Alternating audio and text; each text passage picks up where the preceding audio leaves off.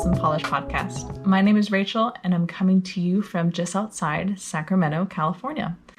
This is my little corner of the internet where I talk mostly about knitting, some TV, some books, but mostly knitting. So if you are a new viewer, welcome. If you're a returning viewer, welcome back. You can find me on Instagram and Ravelry, and links to those are on my website in the description below, along with all the makers and dyers and designers that I mentioned in today's episode. So I've tried recording this like 3 times. Tuesday was crazy. We had a ton of rain. We had a ton of wind, and the camera just kept picking up on the wind. So that was no good. Tried recording earlier today and just felt like I was rambling. So that was also no good. So let's go for a third time. Third time's a charm. This is episode 19. So it is the mid-March check-in. The month has felt really fast, but my production has felt kind of slow. And I needed to remind myself that it's not a race. There's no prize as far as like how many items I finish or don't finish. I need to kind of enjoy the process instead of like the final product. So it was good to have that little reminder, like it's okay if I don't finish a ton of stuff for every episode. But I did finish 2 things. So let me grab this. Okay, so the first thing I finished were my Scrappy socks. So I know I've talked about this yarn and these socks before. No, not that way, this way. I'm trying to look at my phone, which also doubles as my monitor, and sometimes it's hard to see where I'm turning things. But anyways, these are done. The design is by Summerlee, and I want to call it like the Shorty Volume 1. There's like 6 or 7 different patterns that are all kind of grouped together. So this is the basic B Shorty socks. And I mean, it's pretty self-explanatory. These are basic Shorty socks. In kind of the knitting world, I know we have our own like verbiage. So I want to make sure everyone knows the lingo. But these are what you would consider a vanilla sock. Vanilla being, super basic, super plain vanilla. Nothing wrong with vanilla. I love a good vanilla. But there's nothing fancy about these. And I think that works for this yarn. There's no cables. There's no ribbing. It is just a plain sock. But because it is plain, it lets all these colors just like pop. So that's why I went with something just very low key, which sometimes you just need that. So these are the leftovers of my Reconstruction shawl. And I was able to use quite a bit of yarn for these socks, which was great. I'm trying to use up as much of my yarn as possible. So I don't have a ton of like little mini scraps or leftovers. So that was nice that I could get a second full project out of this mini set. Now I can use the leftovers for other things. So really happy these are done. And then, let me throw those over there. I finished my second pair of High Desert socks. So the High Desert sock is by Lindsey Fowler. I've knit like 12 of these. This is my favorite thick wool socks. You hold 2 strands of fingering weight yarn double. So it ends up being like a DK weight. So you can see the 2 colors I used here. So I used this white. It's just undyed white yarn. And I held it double with whatever color I was working with. So it gives you a really nice marled look. It helps you kind of break up and blend colors. And I'm just really happy with how these turned out. So these I finished about 2 days ago. They're not blocked. I haven't sewn in all my ends. I'm slowly getting to that, but they are done. So this puts my count of socks for the Easy Peasy Scrappy sock knit along. It's such a mouthful. Up to 3 finished pairs. I'm working on pair number 4, but I'll show that to you in just a second. But yeah, that's it as far as finished objects. I was hoping to have my March socks finished as well. And to be honest, I have just really struggled to find motivation to work on them. There's nothing wrong with the yarn. There's nothing wrong with the pattern. I just haven't felt like it. So I'm kind of knitting them more out of obligation than like joy, which is a problem. And I know that, but that's kind of where I'm at. But let me show you those socks. This is the colorway Poseidon, and the pattern is Mermaid Avenue, also by Summerlee. So the way the pattern works is it gives you these mermaid scales, and I love, love, love how it looks. Yeah, these are beautiful. Now, it does pucker because there's a lot going on up here on the texture part where it doesn't like match the bottom. When it's on your foot, you can't tell. When it's on sock blockers, you can't really tell. But when it's just out like this, you can definitely tell. In typical me fashion, I did not read my instructions all the way through, so I didn't see that 1, you needed to cast on extra stitches because of the texturing, and 2, there's a way to kind of, not like fix, but like kind of get around the puckering. And I didn't read that until I was doing the toe last night, but it's fine. It's fine. The sock fits. It fits beautifully. It actually fits pretty snug, which is what I wanted. And you can't tell about the puckering. So we're just going to go with it. So I'll cast on my second sock today. It'll definitely be done by the end of the month. I think I've been more motivated to knit for the knit along than for like my March socks. So I have 1 sock left for the knit along and these March socks. And then that's all I'm working on till the end of the month. So things will get done in time, as they should. But yeah, I feel like it's good to be honest, like I'm not motivated or I don't want to. Or on the other hand, like I've been super motivated and I've been really pushing to work on this thing. So yeah, I feel like that's part of like the knitting journey or the crafting journey that we aren't always like talking about. And why shouldn't we? So there we go. Let me grab my other whip. Whip stands for work in progress, in case you didn't know. Let me grab my other whip so I can show you what that is. So of course it's a high desert sock. It is the companion to this. There are so many colors on this. I didn't repeat any colors. It's a little crazy for me and I really love it. I didn't think I would enjoy having this much color in a sock than I actually do. But that was the first one. All those ends are woven in, just not my other 2. And I cast on the second sock last night. Let's see. Will that show up better? Maybe. I don't know. YouTubers do this. They put their hands on things. So I'm just going to do it too. But yeah, there's a really big truck outside my window.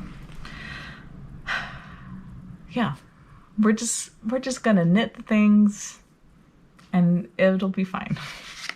But I'm excited to use up more of my scraps.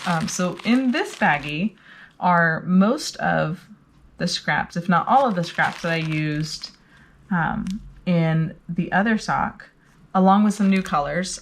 So a couple of these are from my other Scrappy socks, but since those are done, they can go in this bag and be added to this sock. So I think I'm going to use, quite a bit. So that is by no end or means all of my scraps. I have a lot of scraps. I've been trying to make scrappy projects. Like I have this blanket that I'm crocheting that is like 3 yards or less. I have another blanket that I started that are like little Mittner squares. So I have a lot of like scrappy projects, but they're not all being worked on like on a regular basis. They kind of just get worked on when I feel like it, which in a way just kind of works. And that way I don't feel like pressured to finish things. The scraps will always be there, and the scrappy projects will always be there too. So there we go. When things get finished, I'll show them to you. But that's it as far as like knitting goes. And in a way, it's okay. I didn't start my sister's hat, which her birthday isn't until the end of the year. So I have plenty of time for her birthday and for Christmas and, you know, all the holidays where we exchange gifts. So I'll probably start that for April. But yeah, we're just going to knit the things and we'll be okay. As far as books, shows, I am still reading the Sarah J. Maas Court series. I don't know what the like official name of that series is, but I finished A Court of Frost and Starlight. That was like a mini book between books 3 and 4, so I guess 3.5. Was great. Reading A Court of Silver Flame right now, and I should finish that today, if not like this afternoon. The narrator is different than the ladies who narrated the first couple books. So that has been interesting, of just the way people narrate books, even within the same series, can just be very different. So it definitely gives a different tone to the story. But yeah, great book. You don't have to think too hard. It's pretty, you know, what you see is what you get, which is what I enjoy sometimes. So it is a little more adult themed. So if that's not your thing, maybe not this one. But yeah, great series. Also still reading the Ballad of Songbirds and Snakes by Suzanne Collins. That is my kind of post-dinner family reading time book. And it's like a physical book.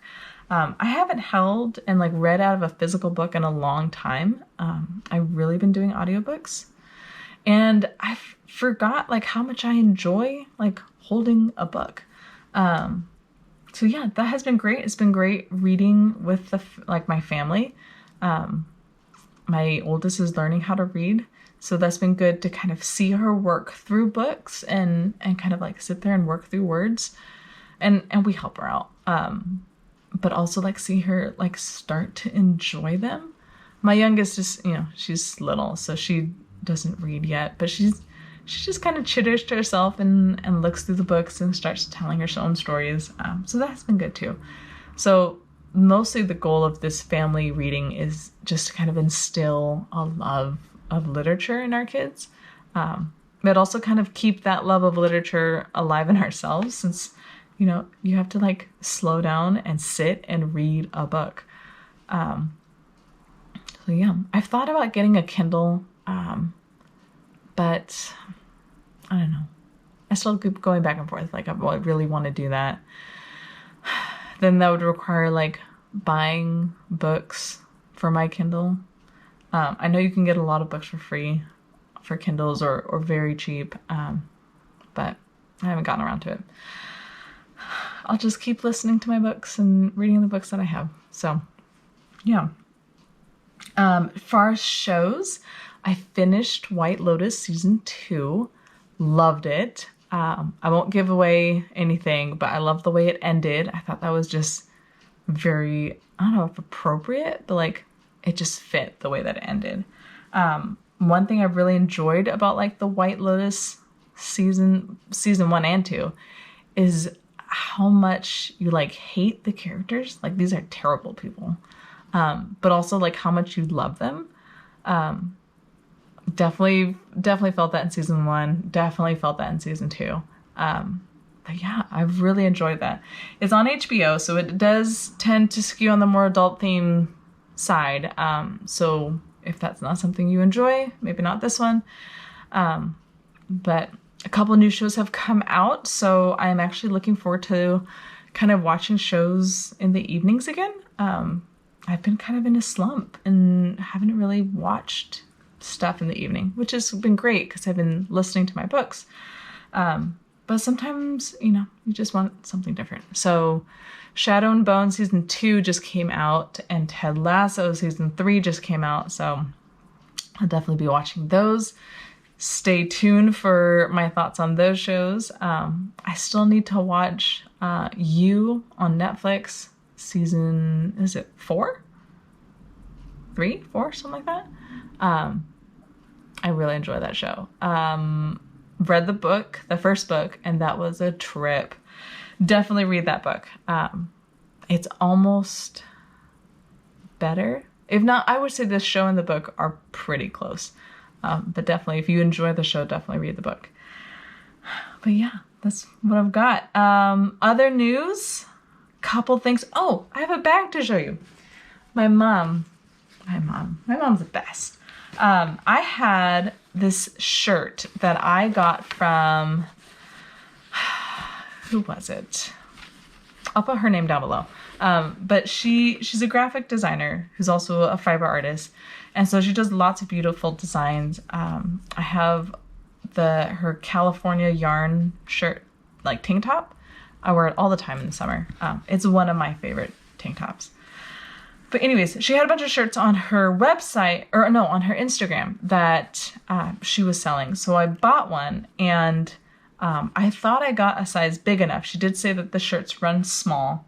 So I got a medium, thinking it would be fine. It was actually still pretty tight than what I'm like comfortable wearing. So it's just been kind of sitting in my closet. And when my mom and my girls made my horse bag, and if you didn't see my bag, it's in the last episode towards the end, but my children and my mom made me a bag. So then I took my shirt to my mom and I said, as we all say, Mom, can you turn my shirt into a bag? So she was like, yes, let's do this. So this is my bag. So that octopus, let me lower it down. That octopus was my tank top, and she made this huge bag for me. So she had some yarn that already matched. She had to buy this khaki colored. She had the zipper that already matched, and she made this giant bag. And I'm so excited for it. I already have a project sitting in it. Talking about scraps, and scrappy projects will get done when they get done. So I took all the leftovers from my Yarnaceous Advent. So I didn't use that much for my 2 pairs of high desert socks. So I took all the other leftovers and I made 2 giant cakes of yarn. So this is the first one, and this is colors 1 through 13. No, 1 through 13. And then here's the second one, and that's colors 14 through 24. These 2 cakes together, that's 400 grams, I think.